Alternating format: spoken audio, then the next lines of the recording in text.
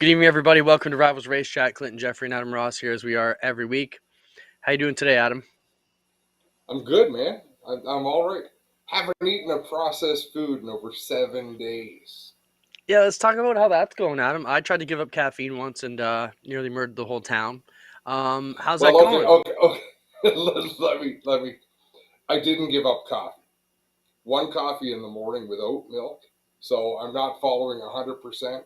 Other than that, it's going great. I feel good. Smoothies in the morning. I mean, coconut milk and kale and spinach and apple and cashews and hemp seeds and like you reel off the ingredients. It doesn't sound real good, but it tastes okay. Salads for lunch. I'm not. I thought I'd be miserable. I thought I'd be really angry, but actually, it's just the opposite. Well, that's what you think. I'd have to ask the family how you're handling it to get the real story. Don't But ask them. yeah, let's talk about. Is this a long-term, lifetime style change for Adam, or is this just to kick Hans Singer's Yeah. butt in the weight loss goal? So it starts with a clean food cleanse. We're working with Chef Nina Rulins, and Nina's someone I've known for forever since we raced hobby cars. She raced a hobby car before I did.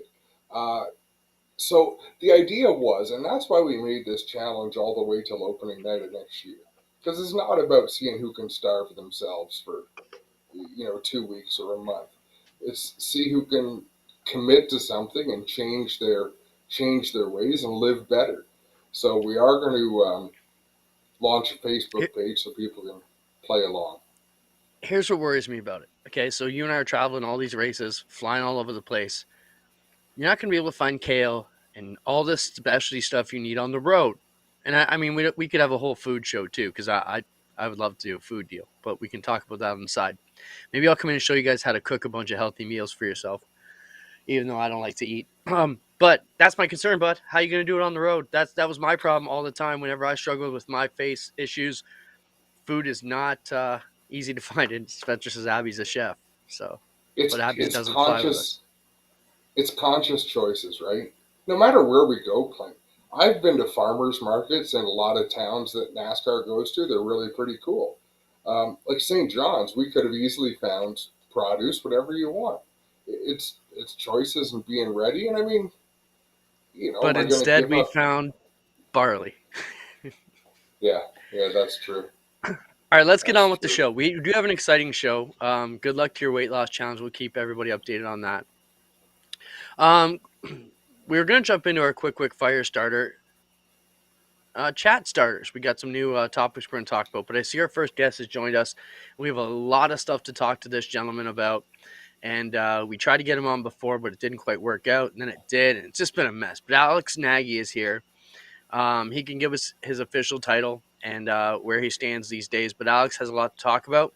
We're hoping to touch upon APC, the new merger with Oscar, where the Jacasa situation stands, and everything else racing here in Ontario. And we're also going to have Matt Williamson come on, who just had two great nights at the World Finals. In Charlotte, he's going to come on and talk about his wins down there in the modified. So those will be our two guests for tonight. We got a lot of other great topics. If you want to jump in, jump in. Let's get into Alex right away, though, Adam. Yeah, Alex, let's do welcome to it. the show. Thanks for having me, guys. Alex could always make time if he chose to, Clint. He was big leagues. He had his own podcast on the go. Is that still going on, Alex? Do you still keep Yeah, up with it? yeah. We took the summer off, but we're gonna get rocking here pretty soon. Any day now. So we'll be back. So Alex chooses to avoid us, Clint. It's self preservation. It's self promotion. It's very frustrating, Alex. Come on, never choose to avoid you guys. All right, I'm Hey, going to hit the him up with most a couple. important. Yeah, go for it.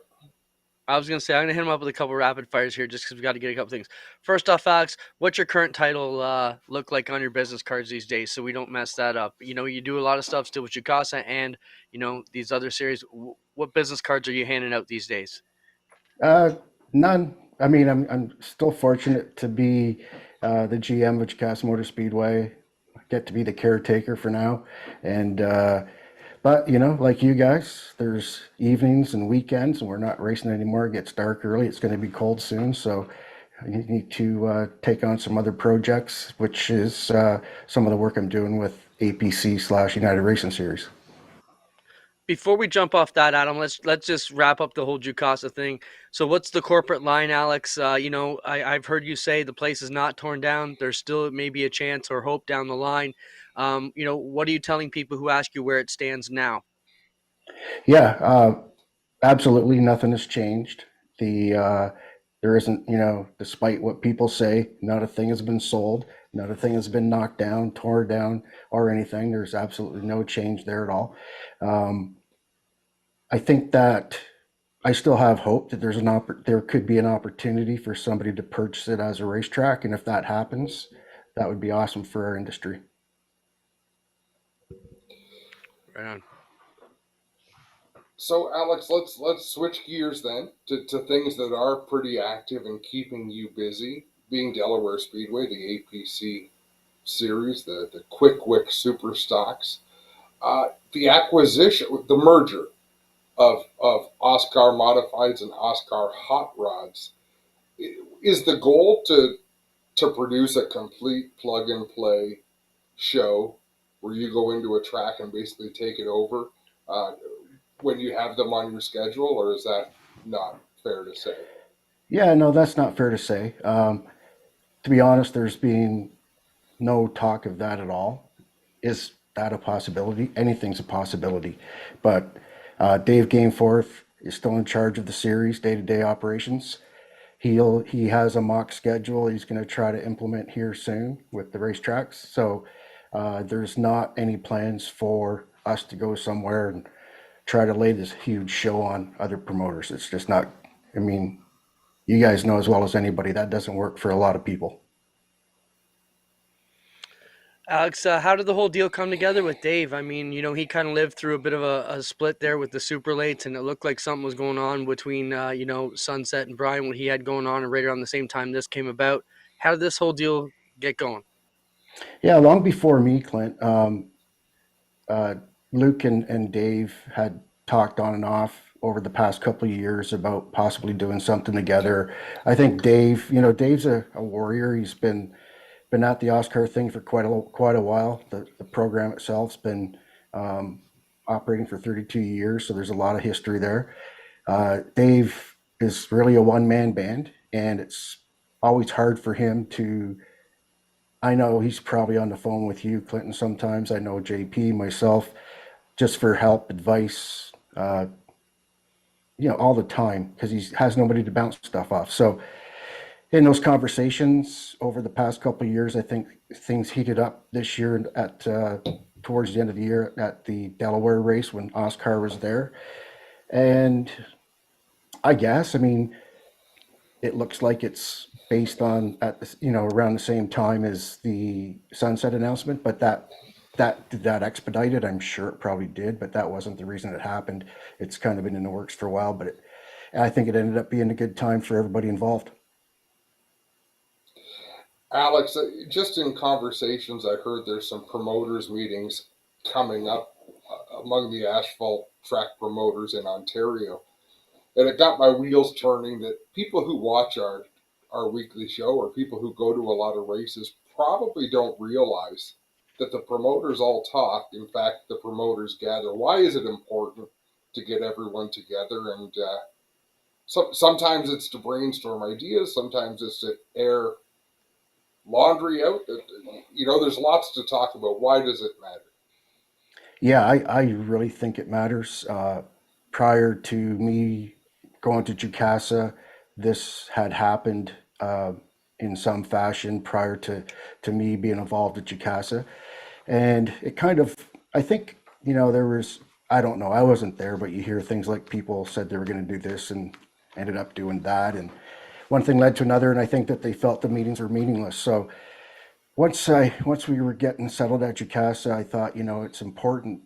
Once we came on the scene on the asphalt side, I think it started to make some of the asphalt operators think, oh, here we go, big place, lots of resources. They're going to bury us or try to do this, try to do that.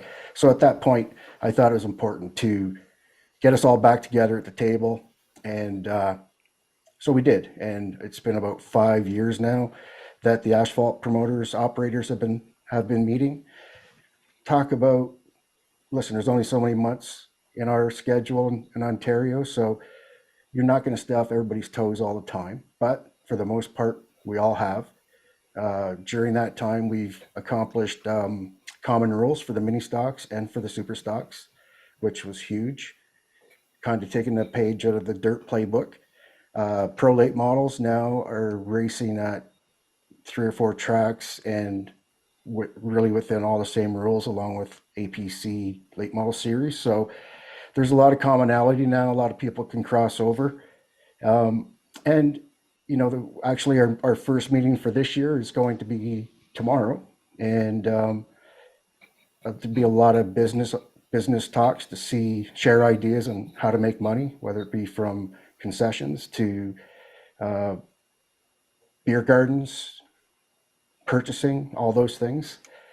So we share ideas, and there's always, we all have so much to learn from each other, and it's been a really good combination for the past several years.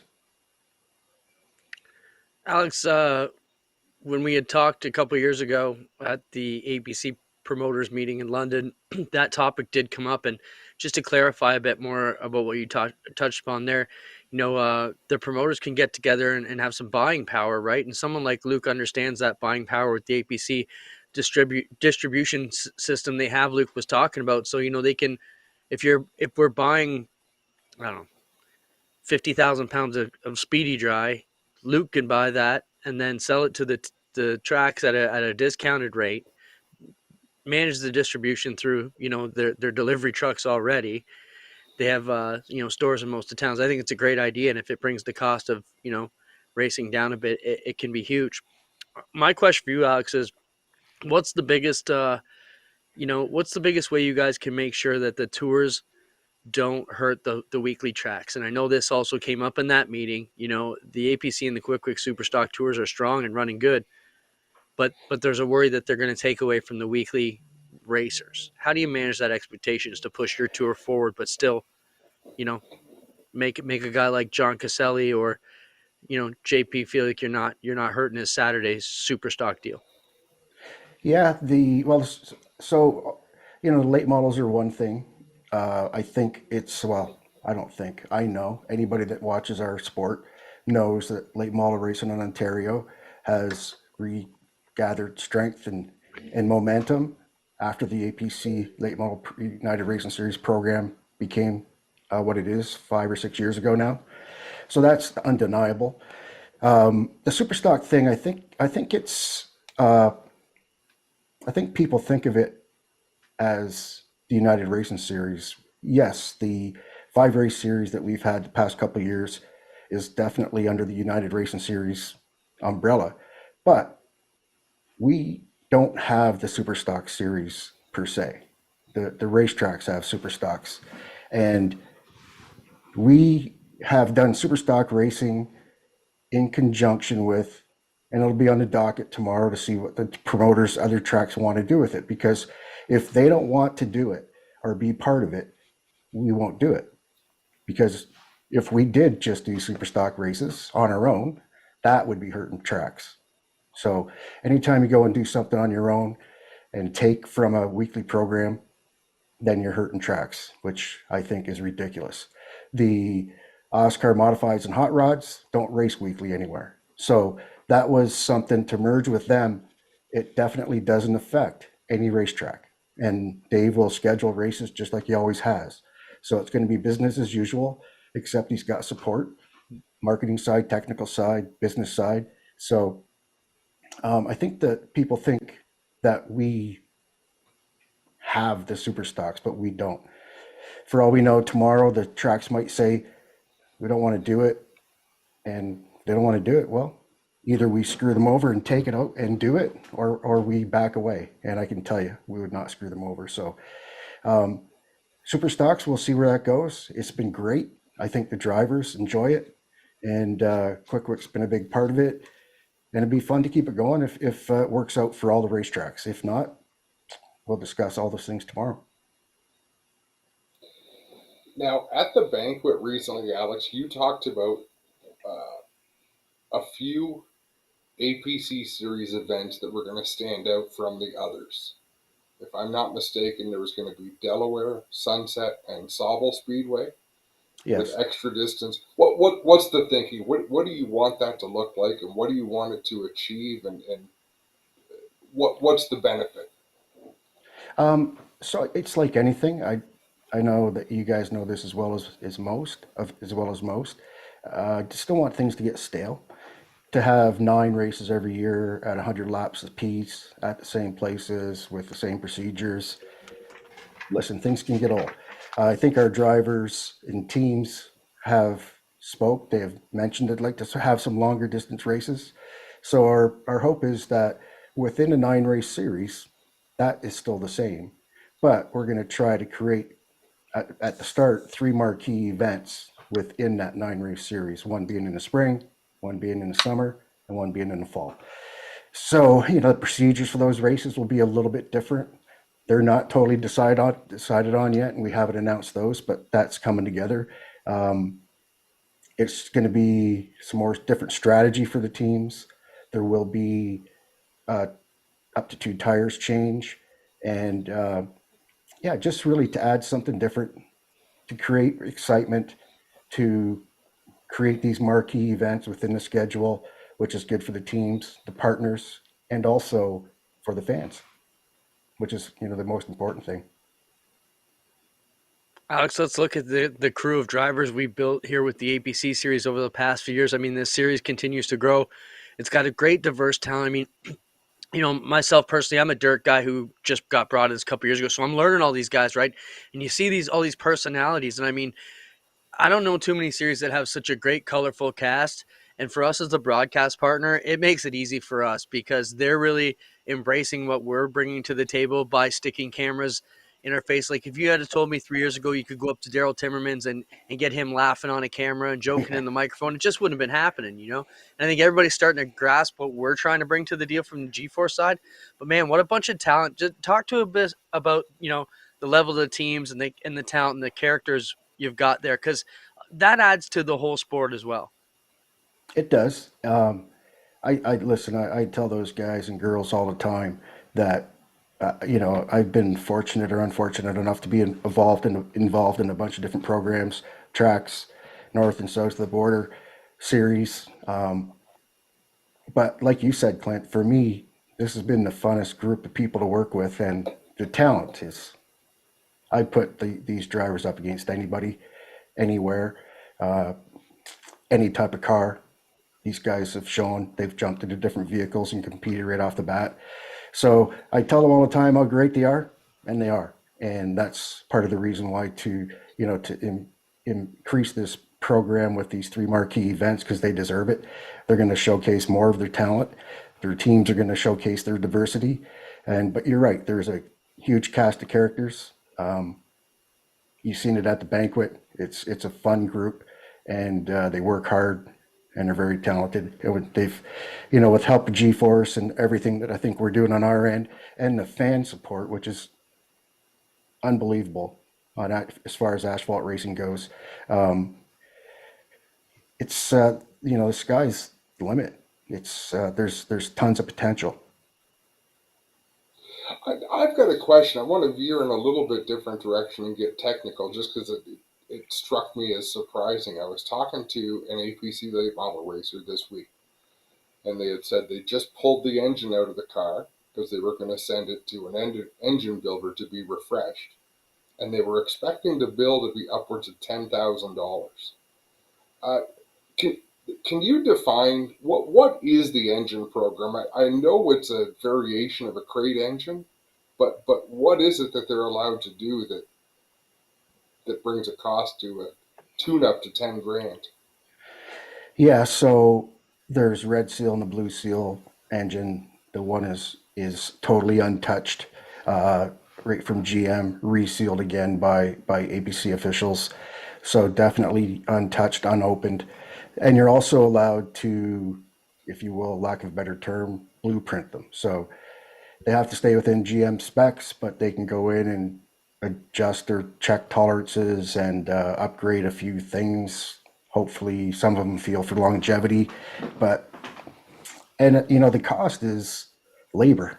It's how much labor costs these days, and unfortunately, um, there's still some people that do that, or fortunately, it's their choice. They have the option, but stock out of the box 604 crate motor has proven to be enough for sure, and they get a weight break. So we'll see where it goes. I mean, there's probably less people now that freshen or blueprint a stock 604, but uh, but I get it. People have choices, and choices are important sometimes too. Yeah, and I was just curious because I know there's a red seal and a blue seal. I didn't really understand the difference. I've never. I get what blueprinting does too. I just never Yeah, understood the to take a crate and make it not a crate, but it's still better than the alternative, in my opinion. yeah, for sure. It's unfortunate that a blueprint costs that much money, but um, I mean, there's no getting around weight. Labor. It's crazy. So Alex, let's talk about weight. I was kind of stunned to find out that you guys didn't weigh cars after the race. You only weighed before. That kind of shocked me. Speak to that for some of our dirt fans because they don't get that one. yeah, you guys way before and after, or at least after for sure. And for us, we only in the late model division we don't weigh after because we weigh prior to, and the cars are impounded. So Good point. if the cars weren't impounded, yes, we'd weigh again afterwards. But once you go through pre-qualifying inspection, they're impounded. So you go qualify, you're still impounded, and you can't touch the car. So if you meet weight at that time, everybody's going to burn off the same amount of fuel, pretty much, give or take a few ounces. So that's why we do that. Alex, you're an old school stock car racer with the emphasis on old.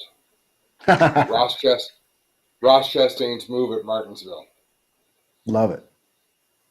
All right, Love it. outside the box, you okay? Gets the Yeah, Alex I approval. listen. I listen. I may be old, buddy, but I love change. And for people to think that that's going to happen every week is absolutely No, ridiculous. Did it happen at Phoenix? No.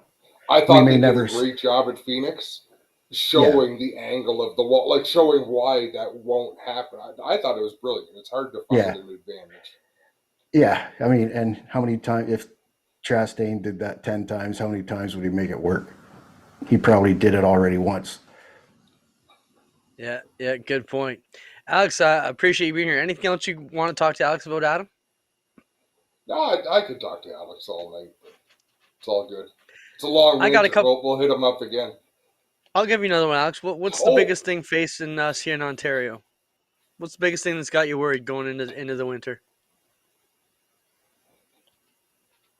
Did we lose him already?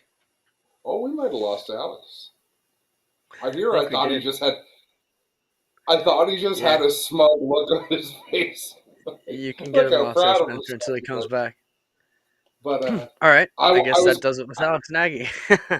I was going to ask him how he made that video of Dave Hunsinger singing up in the flag stand. Yeah, yeah, that was a good one. But Adam, we're proud to be broadcast partners with the APC series and the Super Stocks, quick Super Stocks. It's been great for us. Excited to keep going that again this year, or should I start saying next year? I guess. Excited to be back in 23 once again. So that's going to be cool for us. And it's awesome, Clinton, that you've done it. You've come out to asphalt because, admittedly, you're a dirt guy. We're all raised a certain way, but I like that we get to see different styles of racing. You get a different appreciation for what's going on, and you learn things, right? You pick up on things that one track might do that another doesn't. And think, hey, that works, or hey, that they could really do this a little bit better. Um, and we're fortunate to get to go see a lot of races and pick up what we like from various spots. Yeah, and the racing's been really good. Like there's action right till the end. I mean, I can't remember an APC stinker for a while now where we were watching till the very end and nothing happened. There's always something going on. So Yeah, once again, if you missed any of those races, you can go back and watch them all. They're right here on the channel on GeForce TV. Just want to make a quick mention. We see our new sponsor, TrueNorth.bet. Go over there for all your gaming needs online. They just signed up with us last week. And, of course, our other new supporter, which is cigarport.ca. Make sure you go check them out. Grab yourself cigars, free and duty-free, tax-free, right across Canada. So make sure you check them out, cigarport.ca. Did I tell you what happened to mine? Yeah, you gave way to Devin. I showed him, like, hey, check out this case. This is really cool. This is what Cigar Port's doing. We're working with it. And he grabs it and sticks it on his shelf. Thanks. So, Well, he knew you weren't going to put them to use. Let's jump into our Burger Barn video of the week. This is Adam. I showed you a video last week of Stiers and I sitting on the wall, and he tore that place up really wild. And you said, man, did they just wreck the best place around? And I was out there today and caught a video. Run the live video I put on Facebook today, Spencer. Give you a quick look at the Speedway and where they've come in 6 short days.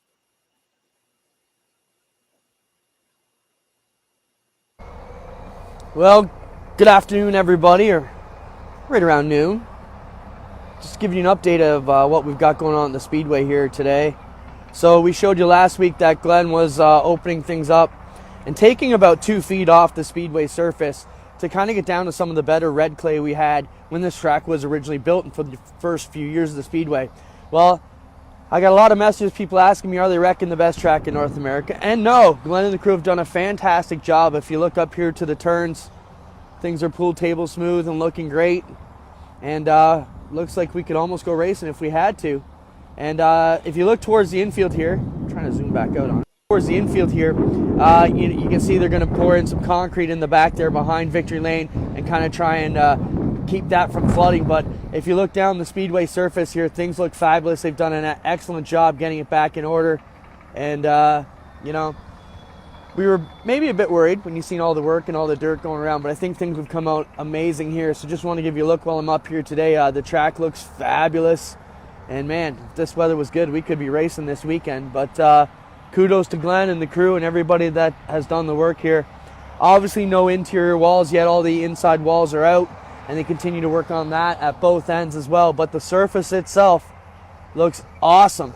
Continuing to pack it here, and great to see this going on now in the fall, so it'll settle all down by the springtime. But super excited to show everybody this today. You know, Clint, how long are we? How far are we from tracks starting to schedule into November? Because there's been such a shift in weather patterns. Like it's not out of the ordinary now. Like this 20 degrees on the weekend was out of the ordinary, but we don't get winter in November like we used to. There's a lot of open weekends. I don't think we're far. I've been saying this for about 5 years now. To me, it seems like the seasons have shifted by a few weeks at least, if not a month. You know, what used to be spring is now pushed back by a month. What used to be fall is pushed back by a month. It comes down to change. We're all stuck in the mud that Super Dirt Week is this week and Brockville's that week, and that ends the whole season. You know, it's going to take some change. So Yeah. I think that's the biggest problem, Adam, is weekly. And it's funny you say that because I'm spending multiple hours every day and night looking at my schedule chart right now, trying to figure out, you know, the 360s, the crates, Schweeken, our NASCAR and APC, where all that's going to go. So we're starting to put all that together.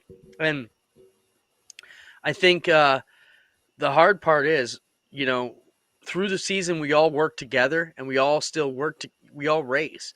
But in the off season or the post season or the playoff season, at least on the dirt side, it's like this is Brighton's week, this is Oshweeken's week postseason, this is Brockville's week, and nobody ever steps on those. So what happens? And now Humberstone wedged one in there with their fall classic for the last 2 years, kind of stepping on those dates. So do we continue the weekly later? Are you asking? Do we still have specials into the fall? There's so much you could do. $10,000 to win. $10,000 to win Halloween Thunderstock Nationals.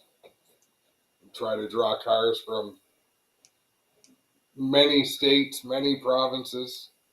Okay, but you asked me, could we have a special now? Yes, we could. Could we race weekly all of the divisions and keep going farther into the season? No. Possibly. I don't think you need to. I don't. I think, and we saw it last week, and I think we should talk more about it as time goes on with the monster trucks at Flamborough. I think it is Yeah. time to get out of the box of.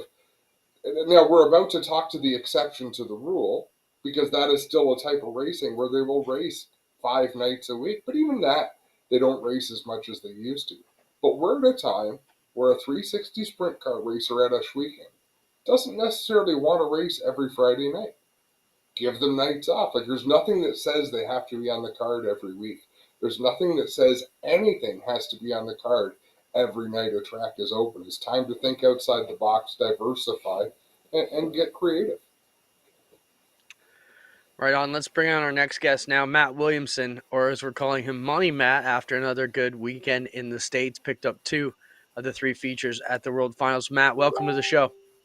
Hey guys, thanks for having me on. I'm just going to start. Always, yeah. Matt, I we met you. We met you when you were like 13, 14, coming into sportsman. You're pretty much now a professional race car driver. Is it safe to say you're making your full-time living behind the wheel now, Matt?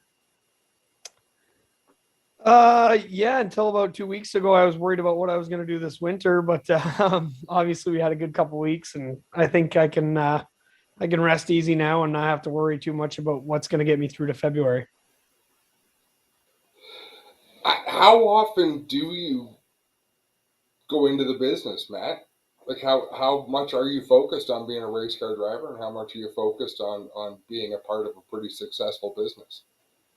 I haven't been there really since February. I had mentioned to my dad that I was willing to go back and help throughout the winter time and hang bodies like normal, but they seem to have things under control, and I don't think I'll be having to go back this winter.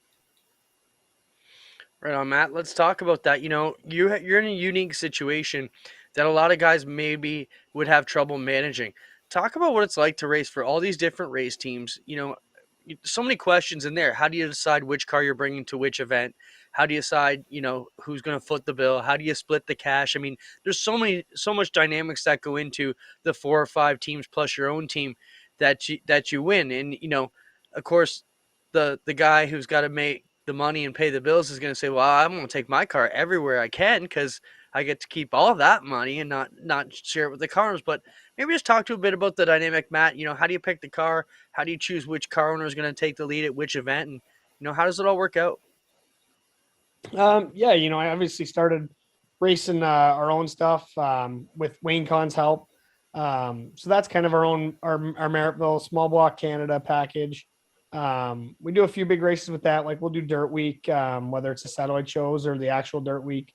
And then our big block, we raced at Eastern States. So, but yeah, I mean, we raced the Coco Wentz car on Friday nights at Ransomville.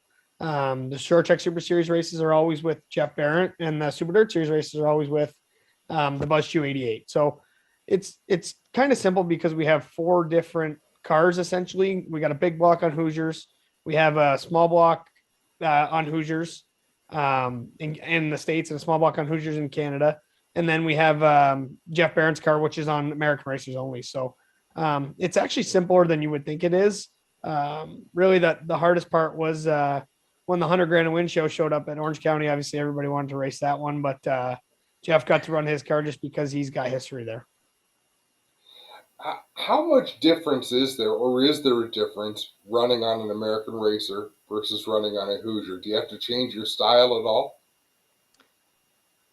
Not much as a driver. I mean, the setup's a little different, but it's not too bad. The good thing is like Jeff takes care of all the American Racer stuff. So that one always gets scaled on the same scales. It always gets scaled at the same shop. And all the Hoosier stuff gets scaled at different shops. So you just need to keep a different setup book for the American Racer stuff. And as far as driving, it's not too different than the Hoosier stuff. Matt Kyle Tomaski's asking, how come you're not racing the Cajun swing this week? I'm actually, if I can flip my camera around, I'm watching the last heat on TV right now, and they've flipped about the 3rd car in the last 3 heat races. So it's just far. It's far for everybody. We looked at it. It was like 3 days of driving for us. Jeff's no closer. I mean, he's near New York City, but he's got to go west, from there. So it was just too far. Crew guys are all out of vacation days. And I was gone for 10 days. I went from Georgetown to North Carolina, and we had the 2 days off in between, but not much downtime. So at this point in the year, everybody's just wore out, and we're ready to shut her down. Matt, talk about the fanfare at Charlotte. People singing the national anthem to you in Victory Lane. How cool is that to look up into a big grandstand and see you've got groupies like that? Yeah, that was nuts. I mean, them guys got passion like no.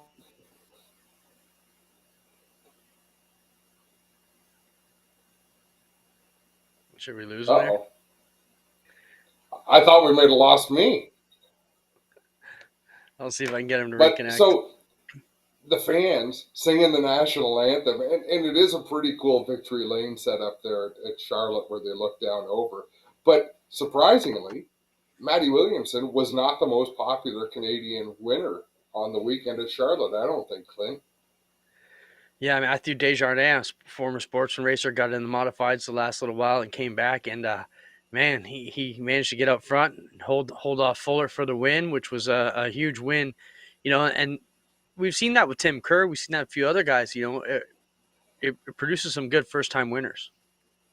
Yeah, Charlotte always has. Remember, Kevin Boland would go down there, and Yeah. he's one Pennsylvania racer. Like you say, Tim Kerr, which is great. It's exciting. I mean, even Donnie Schatz could be considered a surprise winner because I don't think too many people expect him to. Like his trips to Victory Lane are a little fewer and farther between than they used to be. Matt just messaged back, said his computer died. He's just reconnecting, so give him a second here, and we'll get Matt Williamson back on. Canadian sweep showed that our boys can get it done. We've known that all along. Mark McDonald has a great contest we got to do out of. Still surprised no one thought that the best of the worst electronic pit waiver photo would be a good contest. We all had to do these electronic waivers across Ontario. If you got a wild one, we'd like to see it. that would be pretty funny to see how that one could work out. Adam, let's talk about the World Finals. So what a crazy deal. Always cool to see when they do the 4 wide with all 3 divisions. Yeah. Whenever we get around some new new fans, I was like, wow, do they do this every week? It's such a dynamic thing they've got going on, right? And dirt racers, they're as easy to herd as a bunch of cats, right? Like none of them like to be quick on the get go and be ready, but they do a great job putting that together. It is about 10 or 15 minutes out of the program, but in the end, it is worth it. I thought they did a great job. I thought their tribute to Rick Eshelman was well done. I give it a thumbs up all the way across. Yeah, I think this was one of the biggest events where you'd miss a Rick Eshelman because his voice, even if you weren't necessarily a late model fan, you would have heard it all weekend if you're out there watching the World Finals, be it a sprint car, a sprint car fan or a modified fan. Obviously, late model, everybody knows who he is. We're going to try and talk a bit about Atomic Speedway and their situation there with the Renegades of Dirt. Just don't want to get too far ahead if we can get Matt back because we'd like to finish the conversation with him, so we don't want to jump too far out of the box. While we wait for him, Spencer, let's throw up what's wrong with the ad. Let's take a quick look at this. Adam, you always do this. You'll send me a thing. What's wrong with this ad? It's one of those things that you'll do this. You'll drop it into our chat box. You'll be like, quiz, what's up with this? So here's the issue. Okay. Hilltop 100 Winter Series, 10 of schedule, great dates, looks awesome. 4-cylinder, front-wheel drive, bunch of classes, great rules on the Speedway. Where is the Speedway? At a glance, is it in Mexico? Is it in Texas? Is it in Ontario? At a glance, and this is where I'm throwing over to you, Mr. Writer. Give us the Coles notes on what your ads have to have. It's the the 5 W's, right? Boom. Right. Who, what, where, when, why. And it doesn't. You don't have to have beautiful artistry, and they do not. But you've got to have the who, what, where, when, why, and give. At least they have the website on there, so you can. Cam just pointed out another one. They actually spelled Hilltop wrong in their text, and cross-verified it across their logo. And you're right, Cam. That good eye. I wasn't even talking about that one, but there's 2 eyes at Hilltop. So spell check your ads too, kids. Oh man, that reminds me of a joke I heard today, but I can't remember the punchline. All right, we got Matt back while you think about that. Matt, thanks for reconnecting. We appreciate you doing that. Yeah, sorry let's guys. let's talk about what it's I like to get out there and race with all these different guys, Matt. You got so many different dynamics, and most guys get to race against 18 guys weekly. You know, how's that up in your game a bit, having to race against all these extra personalities? It's interesting. I mean, sometimes you go to the racetrack and you don't know who you're racing against, and that makes it tough because you line up on a restart next to somebody that you've never raced against, or you don't know who it is, and that's scary sometimes. But you learn a lot as you do it. You learn how racers race in different areas, and at different racetracks you go to, you learn how different racetracks breed racers, and it's a cool dynamic. I'm a lucky guy that I get to do all that. No, for sure. Did it bother you, Matt, that you might not have been the most popular Canadian winner in Charlotte on the weekend? No, that was cool to see Matthew Desjardins get the win. I mean, I know the feeling. That was where we picked up our first big win back in 2017, and I know how elated I was. It was like something that I'll never forget. So to see somebody that gets to go through the same experience, you're obviously happy for them, and you can't help but smile. I love that he went into French and then caught himself.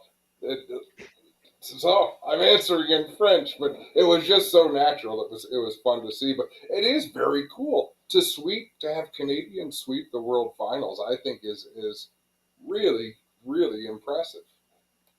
Yeah, absolutely. It just goes to show you, the racers up in Quebec are really good.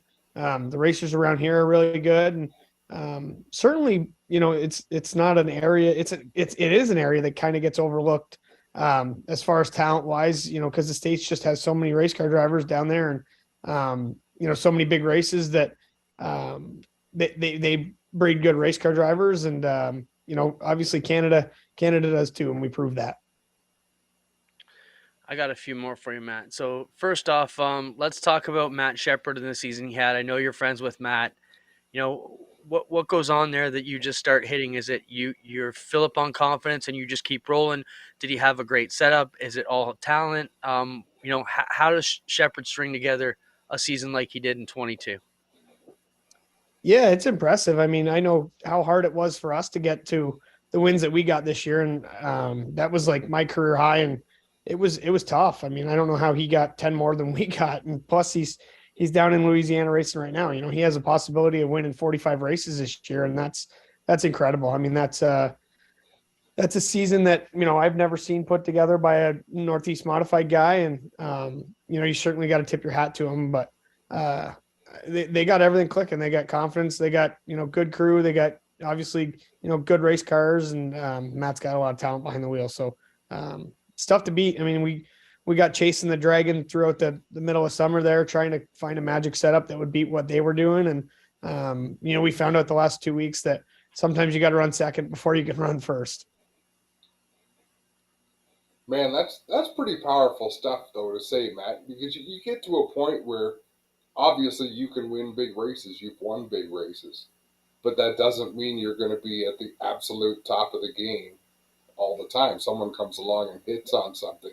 How do you keep that in check? What do you do to get over that and think, how come last year we could win every time out, and this year we're just this close? We're still doing great, but we're this close to Matt Shepard, who's just a touch better.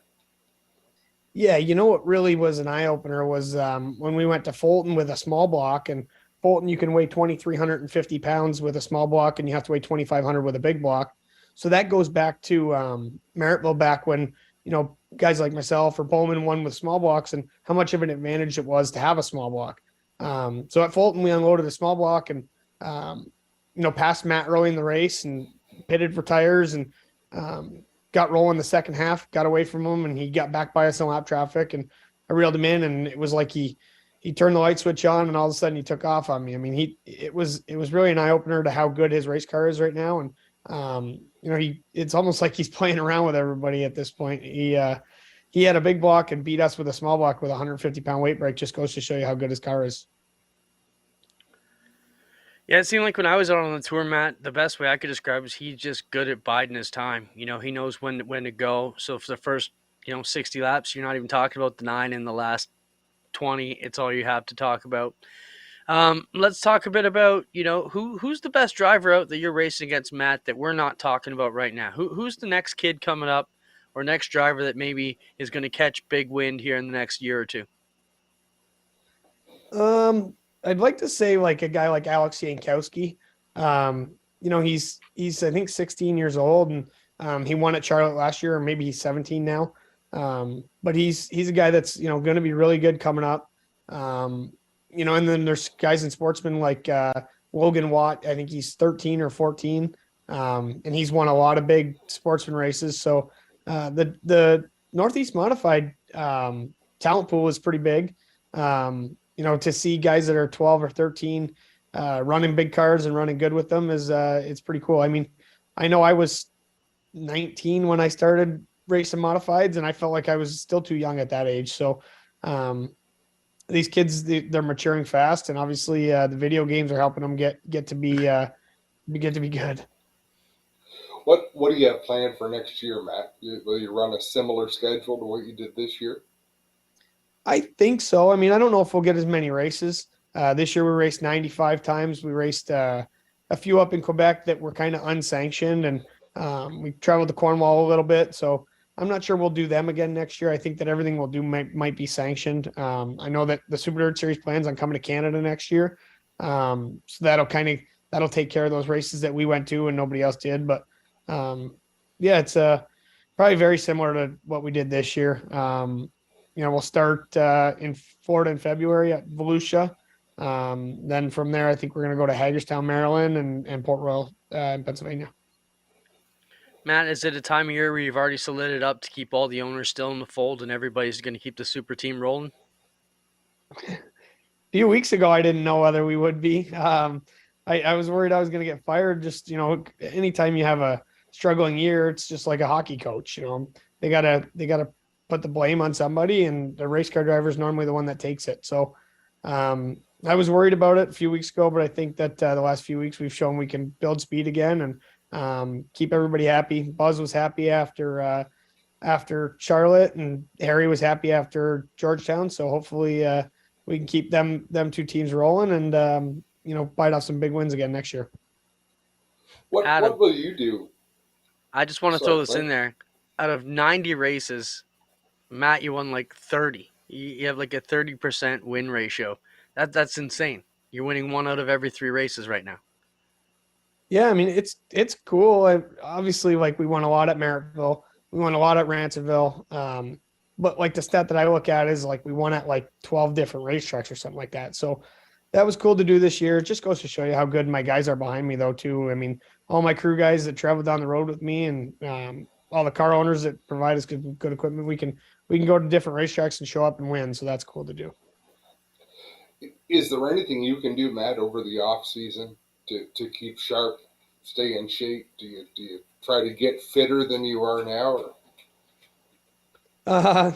No, I drink a lot of Michelob Ultra. No, we snowmobile as often as possible. That keeps your reflexes good. And like, it's weird because racing, when you adapt to different racetracks, you get used to going that kind of that style of racing. Like, perfect example was we race usually Fulton in the end of September. Then we go to Oswego after Fulton. Then we go to Eastern States after Oswego, and then we go to Charlotte. Well, 3 of those racetracks, the first 3 of those racetracks are dead slippery racetracks. You don't get used to going fast. Well, this year we went to Georgetown, and Georgetown's pretty hammered down. It's almost like Rolling Wheels used to be. And we got used to going fast, and Charlotte felt slow to me. So I don't know if snowmobiling really helps with, keeping your mind making fast decisions like that. But I find to me that it helps like that.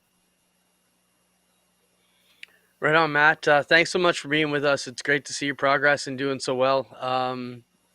Hopefully you enjoy the off season. Yeah, thanks, guys. You as well. I'm sure we'll see you around.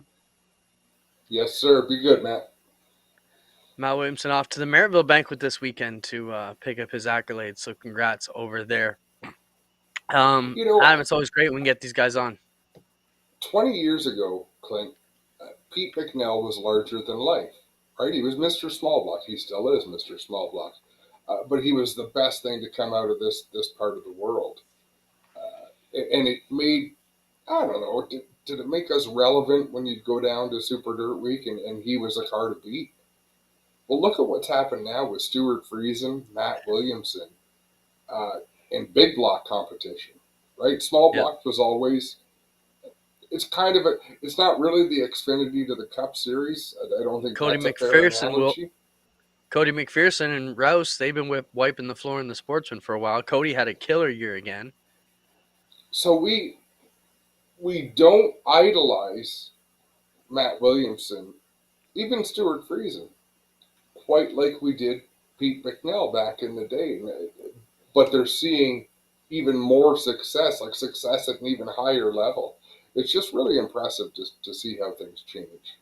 I would say that's because we're older now, so we don't idolize anybody like we used to. But I think there's tons of kids out there looking up to these guys right now and want to be the next Matt Williamson. I mean, if you Yeah, look at what Matt's good point. doing, he's having the type of seasons Pete McNell had 20 years ago, right? Dominating every week at Merrittville, you know. But great to have him on. We've got about 7 minutes to go here, Adam. Let's talk a bit about what an unreal week for Ty Gibbs. Man, heart goes out to those guys. But you can imagine, all the controversy the week before, comes back Saturday, wins the Xfinity Championship. Father passes away that night, misses the last championship race. What a 7-8 days! It's unbelievable. If you wrote it in a Yeah, book, you wouldn't believe it. no, you're absolutely right, and obviously it's tragic the loss of Coy Gibbs, but the level of focus Ty Gibbs had. But I want to focus on something else, Clint. Congratulations to Ty Gibbs. He earned that championship. But to the rest of the drivers in the field of that Xfinity race, look yourselves in the mirror every day in this off season and ask yourself, should that have happened? Should I have let that happen? I, I don't think they should have, Clint. Like, So racing you're has saying, always been a self-cleaning sport. Someone should have cleaned him out. yeah, but I get you. And I would say your windows need cleaning right now, I bet. But you're not going to do it today. It might take till next week till you get to it. But I I miss mean, I miss Tony Stewart. here, Like there's here's what I'm bummed about. That Daniel Hemrick got the call on Sunday. What would have been a classier move is to put Brandon in that car. The kid he wiped out the week maybe before. so. Give him the Sunday ride. Yeah. I didn't know, and good for him. I didn't know Brandon Jones' dad was the CEO or whatever, the higher up in Reen. But I am disappointed, and I was so pleased to hear some of the commentators say the same thing.